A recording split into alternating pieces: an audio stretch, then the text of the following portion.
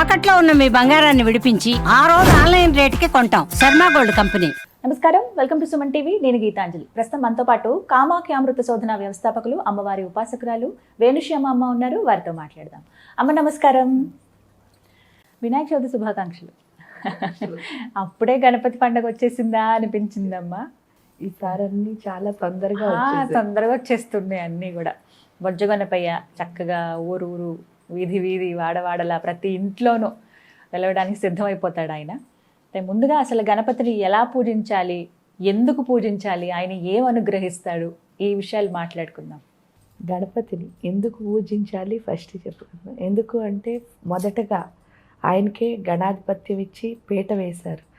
పీట వేసి ఆయన్ని ఎందుకు పూజించమన్నారు అంటే మీకు లలితా సహస్రంలో చెప్పారు. ఏమని? బండాసురుడు ఎప్పుడైతే బుర్రలోకి వచ్చాడో, బుర్రలోకి వచ్చేసరికి ఇక్కడ ఏమైంది అంటే మన్మధుడిని బూడిద చేసినప్పుడు ఆ బూడిదలోంచి తమోగుణం ఏదైతే ఉందో అదే బండాసురుడు.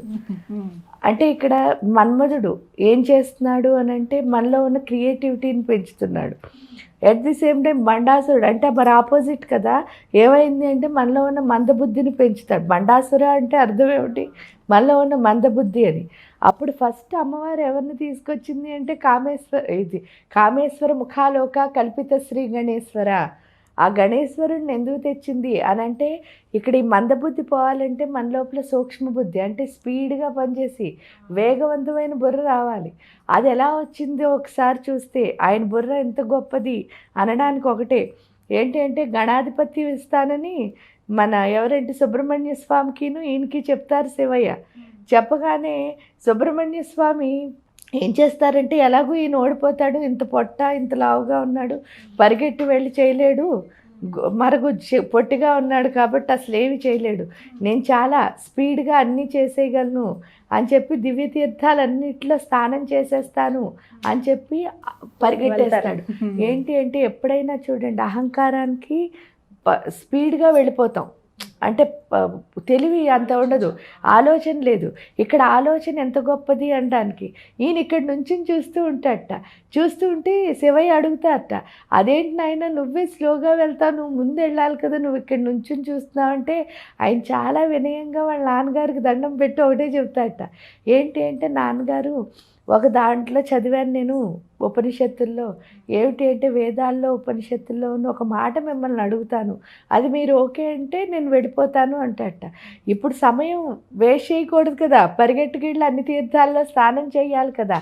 ఆ టైంలో ఈయనేం అడుగుతాడా అని చెప్పేసి ఆయన అడగమంటారు. ఎందుకంటే శివుడు అంటే జ్ఞానం కాబట్టి. నార్మల్గా మనలాంటి వాళ్ళకి అయితే కోపం వస్తుంది, కానీ ఆయన అడగమంటారు. అడిగితే అప్పుడు ఆయన ఏం చెప్తారట, సకల తీర్థాల్లో స్నానం చేయడం కంటే, భూమి చుట్టూ 21 సార్లు ప్రదక్షిణ చేయడం కంటే, కొన్ని వేల కోట్ల నారాయణ మంత్రం జపం చేయడం కంటే, తల్లి తండ్రి చుట్టూ 3 సార్లు ప్రదక్షిణ చేస్తే సరిపోతుందంటారు కదా, ఇప్పుడు ఈ టెస్ట్కి అది పనికొస్తుందా అని అడుగుతాడు.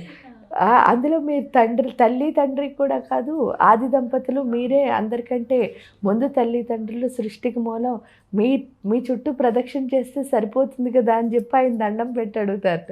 శివుడు ఇంకేం చెప్పలేరుగా, శుభ్రంగా 3 సార్లు ప్రదక్షిణ చేసి గణాధిపత్యాన్ని దక్కించుకున్నాడు. కుమారస్వామి ఫస్ట్ పరిగెట్టుకెళ్ళి అన్నీ చూసుకున్నాడు. అంటే అంత సూక్ష్మ బుద్ధి గణపతిది.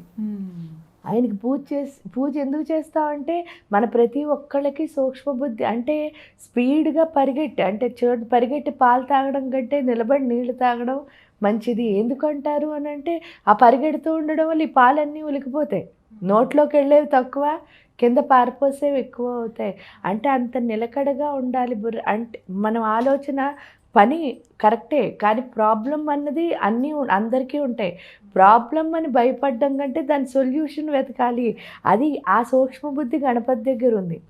అందుకని గణపతికి ఫస్ట్. దానికి తోడు ఆయనకి 2 భార్యలు మీరు చూస్తే బుద్ధి సిద్ధి అని చెప్తారు. అంటే ఆయనకు పూజ చేయడం వల్ల ఏమొస్తుందండి అంటే ఫస్ట్ మంచి యాటిట్యూడ్ వస్తుంది. అంటే బుద్ధి అంటే ఏమిటి, దృష్టిలోపం అన్నది పోయి మనం ప్రకృతిని కరెక్ట్గా అర్థం చేసుకోవడం మొదలు పెడతాం. సిద్ధి అంటే ఏంటి, మీరు ఏ పని చేస్తున్నారో అది సిద్ధిస్తుంది. అంటే మనం చేసే పనిలో మనం సక్సెస్సే కదా కోరుకుంటున్నాం. అంటే బుద్ధి ఉంటేనే ఆ సిద్ధి వస్తుంది. అది భార్యలంటే అక్కడ అన్నీ ఏది చూసినా మనం గణపతి నుంచి అదే. మళ్ళీ ఆ బుర్రలో ఎప్పుడైతే మంచి ఆలోచనలు స్పీడ్గా ఆలోచించడం వచ్చిందో, అంటే టైం ప్రకారం ఆ ఆలోచన చేయడం వచ్చిందో, ఇంకా అంతకంటే మన లైఫ్లో సక్సెస్ అవ్వడానికి ఏమీ వేరే మార్గాలు ఉండవు కదా. అన్నిటికంటే బుర్రే బాగా పనిచేయాలి. శరీరం ఎలా ఉంది, నేను ఫాస్ట్గా పరిగెట్టగలనా, స్లోగా పరిగెట్టగలనా, వీటన్నిటికంటే మన ఆలోచన ఎంత స్పీడ్గా ఉంటుందో అంత బాగా మనం ముందుకు వెళతాము. అది గణపతి నుంచి నేర్చుకుంటాం.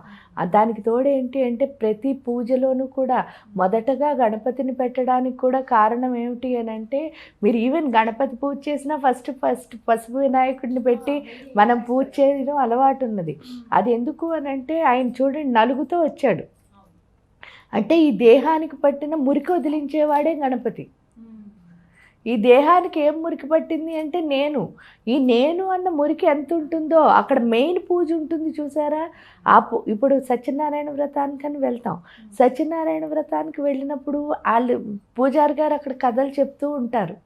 అవి మనం వినకూడను అన్నట్టు ఎవరికి వాళ్ళు మాట్లాడేసుకుంటూ ఉంటారు. అంటే పూజకి ఎందుకు వెళ్ళాను అసలు?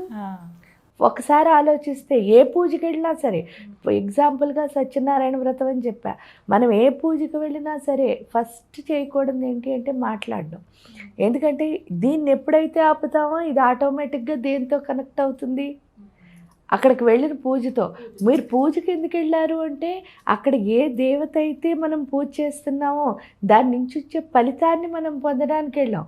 మరి నేను అనుకుంటూ ఈ పక్క వాళ్ళతో అన్నీ చూడండి ఇది బాగుందా అది బాగుందా మనం అన్నీ అక్కర్లేనివన్నీ మాట్లాడుతున్నాం. ఆడంబరాలు మాట్లాడడంలో అసలు వెళ్ళిన పని మనం ఏం చేసాం? వదిలేసాం. ఇక్కడ గణపతి పూజ చేయడానికి కూడా కారణం ఏమిటంటే, గణపతి ఏం చేస్తున్నాడు, మన శరీరానికి పట్టిన ఇంప్యూరిటీని వదిలించి, నేను అన్నదాన్ని వదిలించి నువ్వు దేవుడితో కనెక్ట్ అయ్యి ఆ ఫలితం పొందే స్థితి అన్నది గణపతి వల్ల వస్తుంది. అందుకే నలుగుపిండికి ప్రాణం పోసి వాడి పేరు గణపతి అని చెప్పడానికి రీజన్. ఆ నలుగుపిండికి ప్రాణం పోయడం అంటే శరీరానికి పట్టిన మురికి ఎప్పుడైతే వదులుతుందో అప్పుడు నేను అన్నది వదిలితే అంతవరకు ఎలా ఉంటామంటే అల్పుడెప్పుడు పలుకు ఆడంబరముగాను. అలాగే అందుకని మనం గొప్పలు చెప్పుకోవడంలో అసలైన ఫలితం తీసుకోవటంలే. ఇప్పుడు చూడండి కుమారస్వామి ఎలా అయితే పరిగెట్టుకెళ్ళిపోయాడో అలా చేసుకుంటున్నాను తప్పితే ఇక్కడ ఉన్న ఫలితం మనకి రావటంలే. అది అందరూ పొందాలని మన ఋషులు మునులు ఏం చేశారంటే ఫస్ట్ పసుపు వినాయకుడికి ఎప్పుడైతే పెట్టామో మన బుర్రలో నాకు అన్నీ తెలుసు అన్నది వదిలేసి ఆ యొక్క దేవతతో మనం కనెక్ట్ అవుతాం. ఎప్పుడైతే దేవతతో కనెక్ట్ అయ్యామో ఆటోమేటిక్గా ఆ ఫలితాన్ని మనం పొందుతాం. అది మనం ఇక్కడ గణపతి పూజలో నేర్చుకుంటాం. ఎందుకు చేయాలంటే అర్థం ఇది, ఈ విధంగా ఇవన్నీ అనుగ్రహిస్తాడు ఆయన అని చెప్పి. అమ్మ, ఈ వినాయక చవితికి ప్రత్యేకంగా వినాయకుడి విగ్రహాల్లాగా తీసుకొచ్చి పూజ చేస్తూ ఉంటాం. వినాయక వ్రతమే అది కూడా. ఎలాంటి విగ్రహాలను తీసుకురావాలనేది పెద్ద ప్రశ్న. మామూలుగా అయితే మట్టి విగ్రహాలు అసలు అంటే ఉత్తమము అంటే మట్టే అమ్మ. ఎందుకు ఉత్తమం మట్టే అంటే మూలాధార చక్రానికి అధిపతి గణపతి అవడం వల్ల ఏంటి అంటే మూలాధార చక్రం భూమి యొక్క శక్తి. అంటే భూమి యొక్క శక్తి అంటే భూమి అంటే మట్టే కదా. అందుకని మట్టి విగ్రహాలు చేయడం ద్వారా ఏంటి అంటే ఇక్కడ దీన్ని గంధ తన్మాత్ర అని కూడా అంటారు. మూలాధార చక్రంలో ఉన్న తన్మాత్ర పేరు గంధ తన్మాత్ర. ఎప్పుడైతే ఆ మట్టితో మనం చేస్తామో దాని ద్వారా ఏమవుతుంది అని అంటే ఇక్కడున్న ఈ గంధ తన్మాత్ర సుగంధంగా మారడం అంటే అర్థం ఏమిటి అంటే నార్మల్ మూలాధార చక్రానికి చాలా డౌట్స్ ఉంటాయి. ఆ డౌట్స్ ఉండడం వల్ల ఏంటి అంటే అక్కడ 3 చోట్ల పాము రూపంలో ఈ కుండలిని అనే శక్తి పడుక్కుని ఉంది. ఈ పడుక్కునున్న కుండలిని అంటే పార్వతీదేవి స్థానానికి వెళ్ళిందండి. స్థానానికి వెళ్ళి గణపతిని ఏంటి అంటే కూర్చోబెట్టింది గుహ దగ్గర. గుహ అంటే ఏంటంటే గుహ్యము అని అర్థం. మూలాధారం అక్కడే కదా ఉంటుంది. అక్కడ కాపలా కూర్చోబెట్టడం అంటే ఏంటంటే ఈవిడ 3 చోట్ల పాము రూపంలో పడుక్కున్నది ఏం చెప్పిందంటే నేను లేవకుండా ఉండాలరా, దాన్ని ఇద్దరిని ఎవరు డిస్టర్బ్ చేయకుండా కూర్చో అని చెప్పి స్వామిని కూర్చోబెట్టింది. జ్ఞానం అన్నది ఎక్కడి నుంచి వస్తుంది అంటే మూలాధారం నుంచే పైకి వస్తుంది. అందుకని శివుడు రావడానికి ట్రై చేశాడు అంటే జ్ఞానం లోపలికి రావడానికి. జ్ఞానం ఎప్పుడు లోపలికి వచ్చిందో ఈ కుండలిని అనేది మెలుకోవాలి. మేల్కోవాలంటే ఈ నిద్రపోతున్న కుండలిని మేల్కోవద్దు అన్నదే ఆయన డ్యూటీ. అందుకని జ్ఞానాన్ని లోపలికి రానివ్వలే. అప్పుడు ఆయన యూజ్ చేసిన వెపన్ కూడా మీరు చూస్తే త్రిశూలం.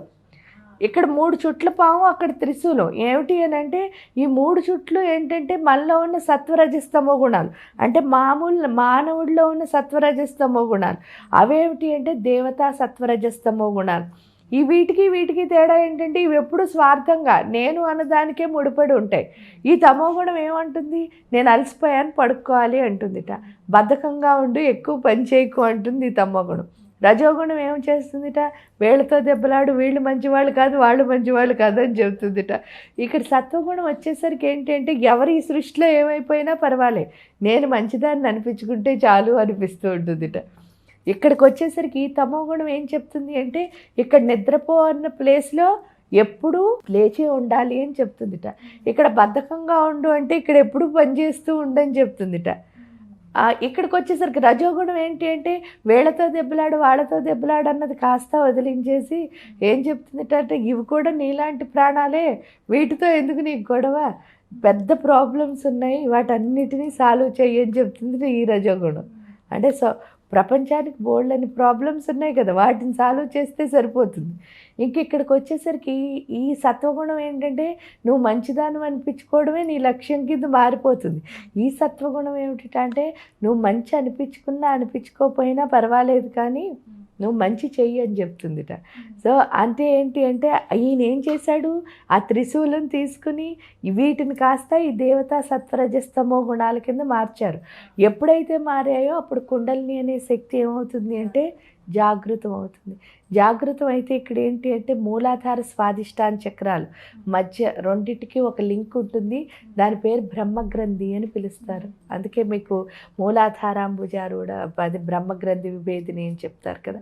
ఆ బ్రహ్మగ్రంథి విభేదిని ఏదైతే ఉందో ఆ బ్రహ్మగ్రంథి విభేదన అన్నది అక్కడ జరుగుతుంది గణపతి సాధన ద్వారా.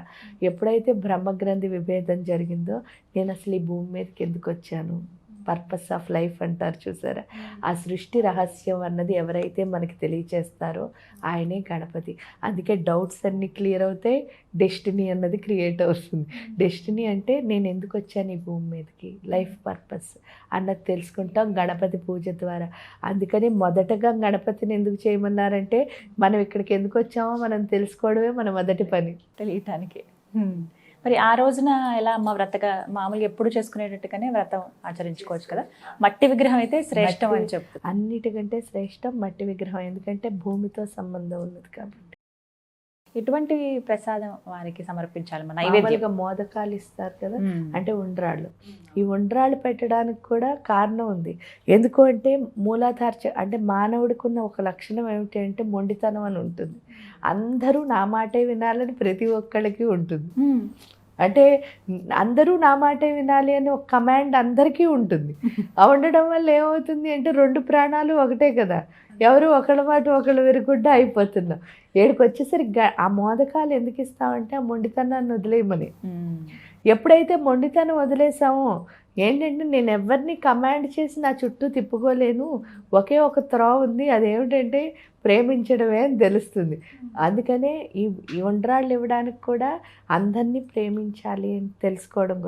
ఎందుకంటే ప్రేమతో తప్ప ఎవరు మనతో ఉండరు, కమాండ్ చేస్తే ఎవరు ఉండరు, కంట్రోల్ చేస్తే ఎవరు ఉండరు అని అర్థమయ్యేటట్టు చేస్తాడు. కాబట్టి ఆ ఉండ్రాళ్ళని నైవేద్యం కింద సమర్పిస్తారు. చక్కగా వివరించారమ్మా. ఇవి సమర్పిస్తే ఖచ్చితంగా ఆయన అనుగ్రహం ఉంటుంది. ముందుగా అసలు ఆయన అనుగ్రహం ఉంటే ఎలాంటి విఘ్నాలు కూడా ఉండవు అని అంటారు కదా. ధన్యవాదాలమ్మా.